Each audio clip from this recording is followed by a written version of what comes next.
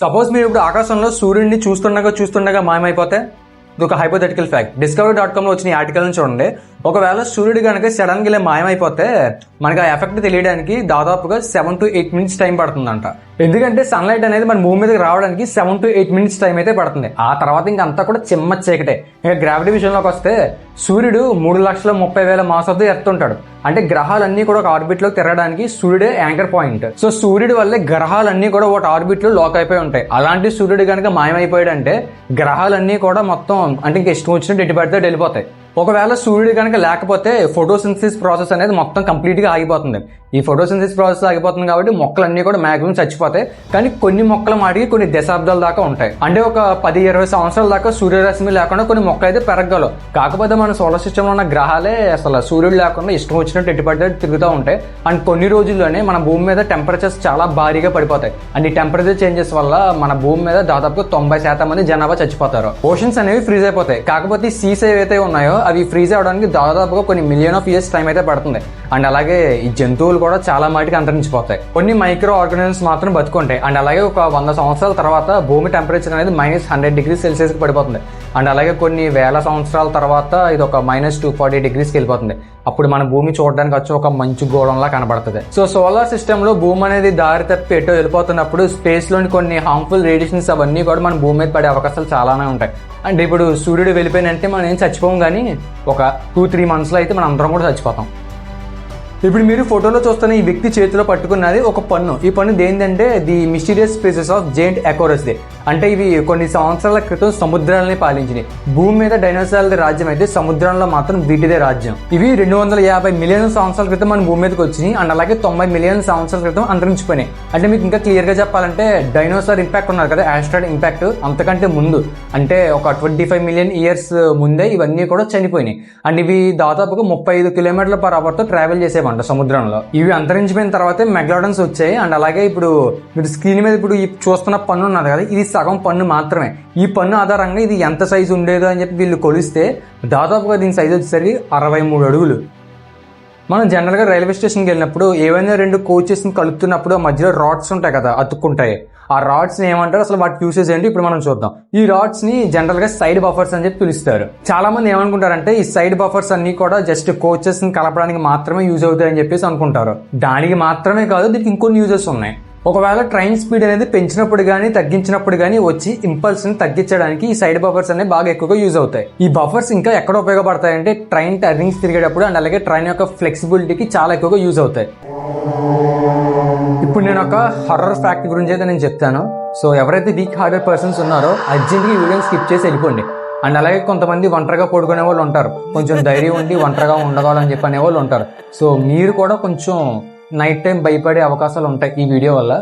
ఆలోచించండి. అంటే స్క్రిప్ట్ రాస్తున్నప్పుడు నాకే కొంచెం విచిత్రంగా అనిపించింది, అంటే అందులో ఇన్వాల్వ్ అవుతాం కదా. సో జాగ్రత్త చూసుకోండి. అంటే ఇప్పుడు మన టాపిక్లోకి వెళ్తే, నెట్ఫ్లిక్స్ లో వెరోనికా అని చెప్పి ఒక మూవీ ఉన్నది. ఇది ప్రపంచంలోనే 1% మాత్రమే చూసారంట. అండ్ మిగిలిన వాళ్ళందరూ కూడా 99% మాత్రమే చూసి ఆపేశారు. కానీ నిజం చెప్పాలంటే మరీ అంతేం లేదు ఈ సినిమాలో. ఎందుకంటే నేను పర్సనల్గా చెప్పాలంటే టెరిఫైర్ సినిమా మీకు తెలుసుంటే అది 3 parts ఉంటుంది. చాలా భయంకరంగా ఉంటుంది. మీరు చూసారంటే వాంతి కక్కేస్తారు ఆ సినిమా చూస్తే. అంత దరిద్రంగా ఉంటుంది సినిమా. అంటే అందులో సీన్స్ అంత భయంకరంగా ఉంటాయి. ఆ సినిమానే ఒక నైట్లో తింటూ నేను 3 parts చూశాను. సో నాకు ఈ వెరోనికా మరి అంత హారర్, అంత భయపడేలాగా చూడలేని విధంగా అంటే నాకు అంత అనిపించలా. సో మీ ఒపీనియన్ అంటే కింద కామెంట్స్ లో చెప్పండి. అండ్ మెయిన్ గా చెప్పాలంటే ఈ సినిమాలో 50% మాత్రమే ఉన్నట్టు తీశారు. అంటే ఇది నా రీసెర్చ్ లో నాకు తెలిసింది ఏంటంటే ఇది ఒక బేస్డ్ ఆన్ ట్రూ ఇన్సిడెంట్ ని బేస్ చేసుకుని సినిమా అనేది తీశారు. అండ్ ఇది 50% మాత్రమే ఉన్నట్టు తీశారు. అండ్ మిగిలిన 50% మాత్రం కల్పించారు. అండ్ ఆ మిగిలిన 50% నేను తెలుసుకున్న తర్వాత నా మైండ్ కొంచెం డిస్టర్బ్ అయింది. అలాంటి సీన్స్ అయితే జరిగినాయి ఇందులో. ఇది 1991లో స్పెయిన్ లో జరిగింది. స్పెయిన్ లో వాలికస్ కేవ్స్ అని చెప్పి ఒక ప్లేస్ ఉన్నది. ఈ ప్లేస్ లో ఎస్టిపేనియా అని చెప్పి ఒక అమ్మాయి ఉంటుంది. ఆ అమ్మాయి ఏం చేసిందంటే 1990లో స్కూల్లో ఈ అమ్మాయి వాళ్ళ 2 ఫ్రెండ్స్ తో కలిపి ఓజా బోర్డ్ తో గేమ్ అయితే ఆడుతుంది. గేమ్ ఆడుతున్నప్పుడు వాళ్ళ టీచర్ వచ్చి సడన్ గా వీళ్ళు ఏం చేస్తున్నారు ఏంటి అని చెప్పి చూస్తే వాళ్ళ దగ్గర ఓజా బోర్డ్ చూసింది. అండ్ వెంటనే ఆ గేమ్ అయితే ఆపేమని చెప్పింది, కానీ వీళ్ళు ఆ 3 పిల్లలు ఆపల ఆ గేమ్ ని. అయితే టీచర్ ఏం చేసిందంటే వాళ్ళ దగ్గర నుంచి ఆ ఓజా బోర్డ్ లాక్కుని దాన్ని మొక్కలు కన్నా ఎరగొట్టేసి దాన్ని పాడేసింది. అలాగే ఆడిన 2 అమ్మాయిలు ఉన్నారు కదా, అందులో 2 అమ్మాయిలు ఏమంటున్నారంటే అందులోంచి ఏదో ఒక తెల్లటి పొగ అయితే వచ్చింది అని చెప్పేసి అన్నారు. అండ్ ఇందులో మ్యాజికల్లీ ఎస్టిపేనియా అమ్మాయి ఎవరైతే ఉన్నారో ఆ పొగని పీల్చింది. ఇంకా అంతే. ఇంక అప్పటి నుంచి తనకి కష్టాలు అనేవి స్టార్ట్ అయిపోయినాయి. తనకి హెల్యూజినేషన్స్ ఎక్కువైపోతున్నాయి, మోర్స్ వచ్చి పడిపోతుంది, మెయిన్లీ నిద్ర పట్టట్ల. నిద్ర కూడా ఎందుకు పట్టట్లేదు అంటే నైట్ టైం తను చూడడానికి వింత వింత ఆకారాలు ఏవేవో తన దగ్గరికి వస్తున్నాయని చెప్పి తను చెప్పింది. అండ్ అలాగే వాటికి మెయిన్లీ మొహం అనేది కనిపించట్లేదంట.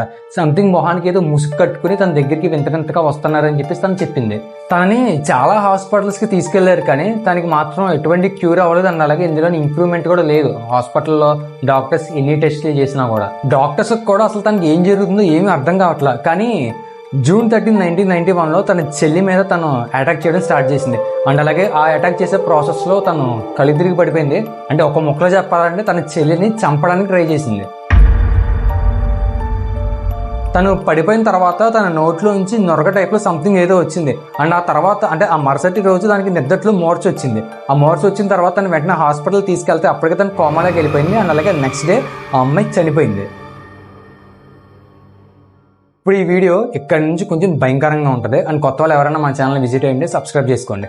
అండ్ ఎప్పుడైతే ఆ అమ్మాయి చనిపోయిందో వాళ్ళ ఇంట్లో అసలు కథ అనేది స్టార్ట్ అయింది. ఆ అమ్మాయి చనిపోయిన తర్వాత నుంచి ఆ అమ్మాయి రూమ్లోంచి వాళ్ళ ఇంట్లో వాళ్ళని ఒక్కొక్కరుగా కింద పిలుస్తుందంట. అంటే పిలుస్తున్నట్టు వాళ్ళకి వాయిస్ వినబడేదంట. అండ్ ఎవరో ఒక ముసలాయన నవ్వుతున్నట్టు సంథింగ్, అలాగే ఎవరో కదులుతున్నట్టు, ఎవరో నడుస్తున్నట్టు సంథింగ్, ఇలా వియర్డ్ థింగ్స్ అన్ని చాలా భయంకరంగా జరిగినాయి. ఇవే కాదు, ఇంకా చెప్పాలంటే అద్దాలు వాటంటే అవే పగిలిపోవడం, వస్తువులు ఏవైతే వాళ్ళ ఇంట్లో ఉంటాయో అవన్నీ వాటంటే అవి గాల్లో ఎగిరి కింద పడడం, డోర్స్ అవన్నీ కూడా దానికి అవి ఓపెన్ అయ్యి క్లోజ్ అవ్వడం, కబోర్డ్స్ కూడా ఓపెన్ అవ్వడం క్లోజ్ అవ్వడం, సంథింగ్ వేర్ థింగ్స్ అన్నీ కూడా ఆ అమ్మాయి చనిపోయిన తర్వాత నుంచి జరుగుతున్నాయి. ముఖ్యంగా చెప్పాలంటే వాళ్ళ ఇంట్లో మోస్ట్ హాంటెడ్ ప్లేస్ వచ్చేసరికి వాళ్ళ ఇంటి బాత్రూమ్. ఆ బాత్రూంలోంచి ఎక్కువగా వాయిసెస్ అనేవి వినబడేవంట. అయితే November 27, 1992లో ఇన్సిడెంట్ జరిగింది. వాళ్ళ ఫ్యామిలీ మొత్తం అందరూ కూడా చాలా భయపడ్డారు ఆ ఇన్సిడెంట్ వల్ల. వాళ్ళు ఎంత భయపడ్డారంటే వాళ్ళు భయపడి పోలీసులకి కాల్ చేసి మా ఇంట్లో ఏవేవో వింత శబ్దాలు అని పడుతున్నాయి, మాకు ఏం చేయాలో అర్థం కావట్లేదు, మాకు చాలా భయంగా ఉన్నదని చెప్పి పోలీసులు వచ్చేదాకా కూడా వాళ్ళు బయట భారీ వర్షంలో నిలబడి పోలీసుల గురించి ఎదురు చూశారంట. వచ్చిన పోలీసుల్లో ఒకళ్ళ పేరు వచ్చేసరికి నెగ్రి. ఈ నెగ్రి వాళ్ళ కొలీగ్స్ తో పాటు ఇంట్లోకి వెళ్ళడం స్టార్ట్ చేశాడు. వీళ్ళు ఇంట్లోకి వెళ్ళిన తర్వాత కొన్ని పారానార్మల్ థింగ్స్ అనేవి జరగడం వీళ్ళు అబ్జర్వ్ చేశారు. అంటే కబోర్డ్స్ వీళ్ళు క్లోజ్ చేస్తే దాంతో ఫాస్ట్ గా వెంటనే ఓపెన్ అవ్వడం, డోర్స్ అనేవి క్లోజ్ అయ్యి ఓపెన్ అవ్వడం. అండ్ అలాగే మెయిన్లీ బాల్కనీ, ఆ బాల్కనీలో ఎవరు లేరు కానీ ఎవరు నడుస్తున్నట్టు, ఎవరు మాట్లాడుతున్నట్టు కొన్ని వాయిసెస్ పోలీసులు కూడా విన్నారు. అండ్ అలాగే మెయిన్లీ వాళ్ళ బాత్రూమ్ అనేది ఎంత టెంపరేచర్ పడిపోయిందంటే చాలా చల్లగా ఉన్నదంట వాళ్ళ బాత్రూమ్ అనేది. దెయ్యాలు అట్లాంటివి ఏమీ వాళ్ళ పోలీసులకి ఎవరికి కనపడలేదు కానీ ఇలాంటి పారానార్మల్ థింగ్స్ అనేవి చాలా చూసారు వాళ్ళు. అండ్ పోలీసులు కూడా వాళ్ళు కూడా భయపడారు, వెళ్ళినోళ్ళు కూడా. ఈ పారానార్మల్ థింగ్స్ అన్నిటిని కూడా అబ్జర్వ్ చేసి ఈ నెగ్రి ఏం చేశాడంటే ఈ పోలీస్ ఆఫీసర్ ఒక డాక్యుమెంటరీ అయితే రెడీ చేశాడు ఈ పారానార్మల్ యాక్టివిటీస్ మీద. చెప్పాలంటే ఇలాంటి వాటి మీద పోలీసులు రిపోర్ట్ రాయడం అనేది చాలా రేర్. సో అప్పటి నుంచి ఇంకా బ్యాక్ టు నార్మల్. పోలీసులు వచ్చి మొత్తం చెక్ చేసిన తర్వాత అంతా నార్మల్ గానే ఉన్నది. కాకపోతే అప్పటికి కొన్ని ఇన్సిడెంట్స్ అయితే జరిగినాయి నైట్ టైంలో. అంటే నైట్ టైం వాళ్ళు పడుకున్న తర్వాత వాళ్ళు దుప్పట్లు లాగేయడం, అండ్ అలాగే కాళ్ళు పట్టుకుని వాళ్ళని కిందకి లాగేయడం, ఇలాంటి సంథింగ్ కొన్ని ఇన్సిడెంట్స్ అయితే వాళ్ళు ఫేస్ చేశారు. అండ్ ఇంకా వాళ్ళు ఇంకా భరించలేక 1993లో వాళ్ళు ఇల్లు అయితే షిఫ్ట్ అయిపోయి ఇంకా ఆ తర్వాత ఇంకా వాళ్ళకి పారానార్మల్ యాక్టివిటీస్ ఏమీ ఇంకా వాళ్ళకి ఇంకా ఫేస్ అవ్వాల. సో ఇందుకు మీరేమనుకుంటున్నారు? దెయ్యాలనేవి నిజంగానే ఉన్నాయంటారా లేవంటారా? ఒకవేళ ఉంటే అవి వస్తున్నాయని చెప్పి అనడానికి వాటి కొండ గుర్తులు ఏమైనా ఉంటే కింద కామెంట్స్లో చెప్పండి. అండ్ అలాగే కొత్త వాళ్ళు ఎవరైనా మన ఛానల్ ఫస్ట్ టైం విజిట్ అయి ఉంటే సబ్స్క్రైబ్ చేసిన పక్కన బెల్ ఐకాన్ ఆల్ పెట్టండి. మనం ఇంకా నెక్స్ట్ వీడియోలో మళ్ళీ కలుద్దాం.